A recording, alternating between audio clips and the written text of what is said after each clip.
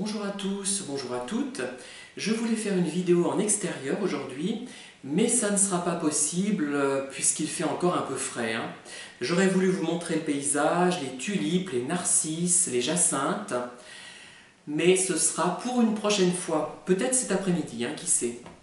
Alors, je vais parler aujourd'hui des pervers narcissiques sous l'angle du scan que font les pervers narcissiques. Plus exactement, je vais prendre l'aspect un petit peu opposé, c'est-à-dire je vais parler du scan que les victimes font elles-mêmes des pervers narcissiques. Alors, on dit d'habitude que ce sont les pervers narcissiques qui parviennent à nous scanner, nous autres les victimes. Effectivement, ils détectent très rapidement quel est notre caractère, quels sont nos centres d'intérêt, nos besoins, nos envies, et ils adoptent une attitude qui correspond plus ou moins à cela. Peut-être aussi que chaque personne a un pervers narcissique privilégié, c'est-à-dire que tous les pervers narcissiques ne vont pas s'intéresser à toutes les proies potentielles. Ils vont peut-être s'intéresser à des victimes qui se rapprochent tout de même de ce qu'ils sont eux-mêmes. Et je l'ai observé à plusieurs reprises. Les PN qui se sont intéressés à moi avaient des points communs a priori avec moi. A priori, je l'ai vérifié. Donc c'est une certitude. Je ne dis pas que c'était des copies conformes, mais tout de même, il y avait une compatibilité, ce qui fait que leur tentative de manipulation et d'imitation n'était pas totalement impossible pour eux. Alors, il y a aussi l'autre côté, la victime. Je pense qu'elle est capable de comprendre, de déceler, de percevoir les émotions du pervers narcissique. Dans un premier temps, quand elle n'identifie pas le pervers narcissique comme étant un pervers narcissique, elle identifie par contre les émotions de ce pervers, mais ne sait pas en expliquer la cause. Elle n'en comprend pas l'origine. Elle ne comprend pas, par exemple, que cette émotion peut être jouée, factice, ou elle le perçoit, mais elle ne comprend pas pourquoi il joue ainsi. Par contre, lorsque la victime a identifié le pervers narcissique, elle est capable de décrypter très précisément ce qu'il ressent. Et c'est incroyable. Bon, elle n'attribue pas forcément ce ressenti aux bonnes causes, enfin, ce résultat aux bonnes causes, mais elle le ressent. Je prends un exemple. J'ai croisé il y a quelque temps un pervers narcissique et j'ai perçu en lui une forte colère, bien qu'il n'ait pas exprimé cette colère de façon si nette par son comportement, mais j'ai dit, mais il y a quelque chose qui ne va pas aujourd'hui. Vous allez me dire que les pervers narcissiques sont toujours en colère, mais là, c'était autre chose. Il n'était pas comme d'habitude.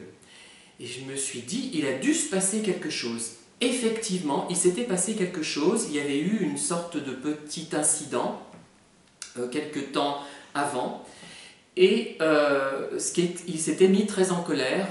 Alors cette colère était-elle due à une manipulation de sa part? Cette colère était-elle feinte? Je ne le pense pas d'ailleurs, puisque j'ai ressenti une vraie colère. Cette colère était-elle réelle, mais visait-elle une personne et elle avait dans ce cas un double objectif, celui d'exprimer une colère et celui de manipuler. Enfin, comment dire, cette colère résultait-elle d'une volonté d'interrompre une dépendance, notamment à l'alcool? Vous savez que quand on est dépendant de quelque chose et quand on arrête subitement, on ressent un manque et on se met en colère facilement, on se met à trembler, et la personne tremblait énormément ce jour-là. Tremblait-elle de colère ou tremblait-elle d'un manque d'alcool?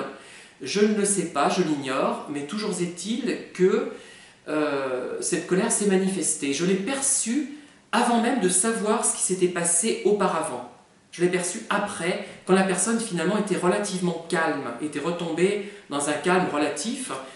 Et je perçois chez cette personne tout cela. Je suis un des rares, je pense, à le percevoir, puisque la plupart des gens trouvent cette personne soit non problématique, charmant, adorable même, et d'autres la trouvent tellement insignifiante, tellement peu séduisante physiquement, tellement inintéressante intellectuellement, qu'elles ne perçoivent rien dans lui, ou tellement gênante, tellement barbante, tellement... bon, qu'elles ne perçoivent pas les émotions qu'il peut ressentir, qu'elle peut ressentir cette personne. Moi je l'ai perçu, puisque à un moment donné, cette personne m'a quand même beaucoup stimulé, positivement je dois le dire, et négativement bien sûr.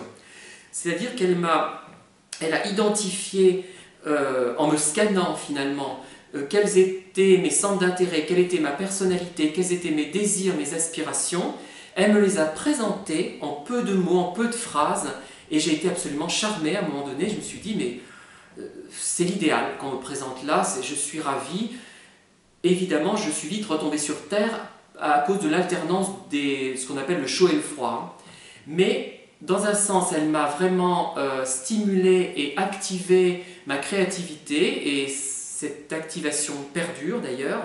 D'un autre côté, en me présentant ses qualités, enfin ses rêves sur une sorte de plateau d'argent, de vermeil ou d'or, comme vous voulez, elle m'a fait prendre conscience de ce qu'étaient mes désirs.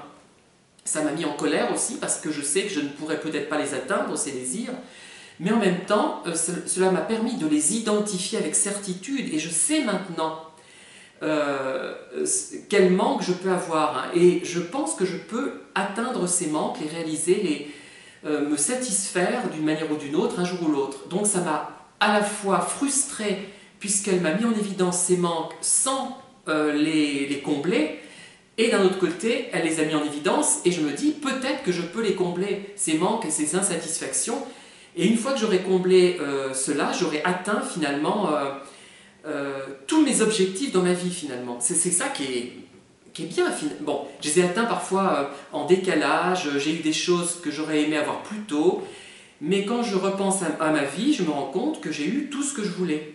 À part deux, trois petites choses dont je ne vous parlerai pas, parce que là c'est de l'ordre de l'intime, et je n'ai pas envie d'en parler. Et voilà. Donc, tout cela pour vous dire que si le pervers narcissique scanne ses victimes, les victimes scannent aussi les pervers narcissiques, sans pouvoir toutefois attribuer avec certitude des causes aux choses observées. Voilà, c'est simplement ça. Je vous remercie de m'avoir écouté, et je vous dis à très bientôt. Bonne journée, au revoir.